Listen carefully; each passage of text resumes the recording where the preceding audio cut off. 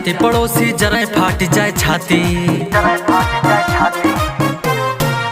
घरे हम लौटी राती राती पड़ोसी जरा फाट जाए छाती। कॉफिला स्कॉर्पियो ब्लैक पूरा रोड चले हम छापी।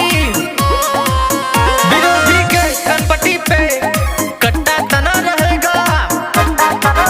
दबदबा था दबदबा है दबदबा बना रहेगा। दबदबा था दबदबा है दबदबा बना रहेगा।